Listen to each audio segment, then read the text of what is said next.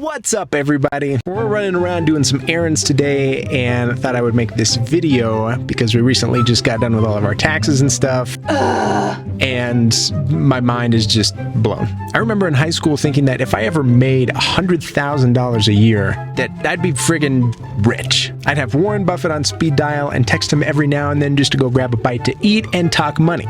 Well, in 2022, we spent $160,000. Huh? I really do need Warren Buffett on speed dial because now we need a loan. Gosh, that number just blows my mind. How did we spend that much in 1 year? But we're going to break down all of it in this video. Now, you'll notice pretty quickly that this 160,000 encompasses everything, even one-time big purchases. So is it the best measure of what we spend on an annual basis? Nah, probably not. But nevertheless, it is how much we spent last year.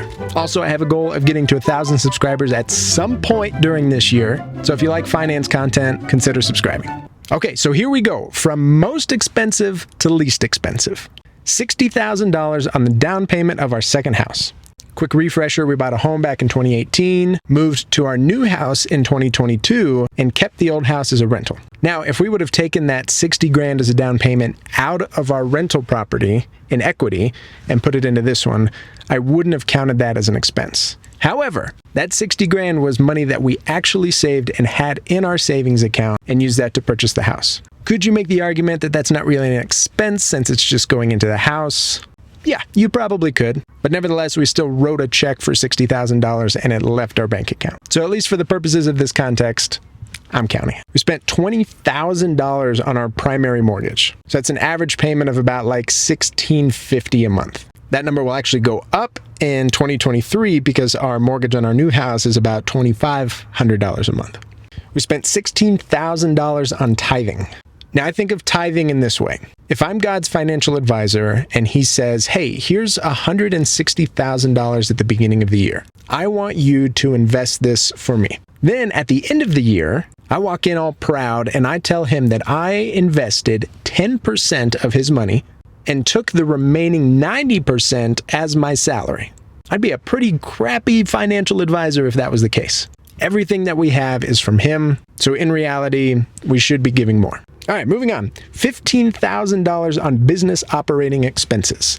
This is for my real estate business, my photography business, and my wife's travel agency. Speaking of travel agency, we spent $12,000 on travel. And shout out to my wife for that one. She started her travel agency in 2021, and she's been killing it. But that means we end up traveling a lot.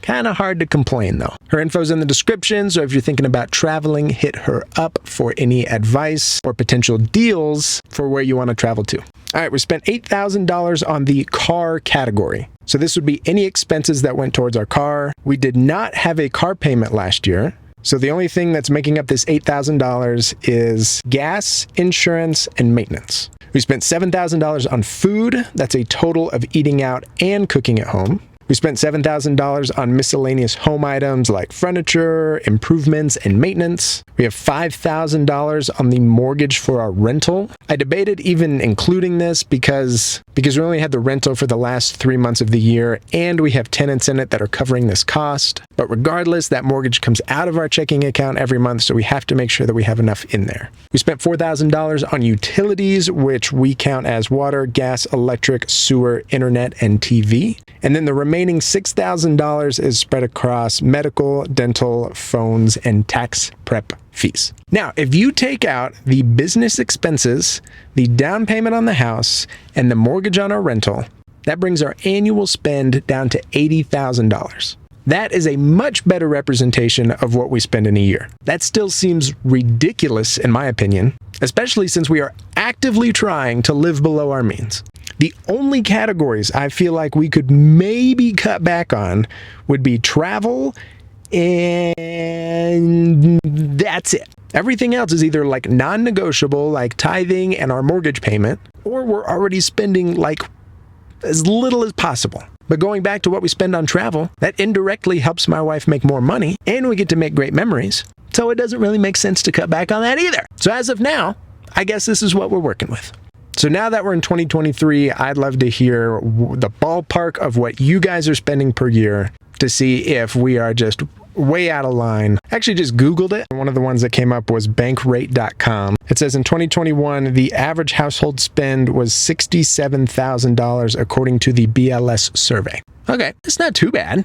Yeah, my original metric of $160,000 is crazy, but if our normal spending falls around $80,000 a year, that's not too bad. But I still want to hear from you, so drop it in the comments or let me know that I'm crazy. Either way works. Regardless, I hope you have a great rest of your day, and I will see you next time.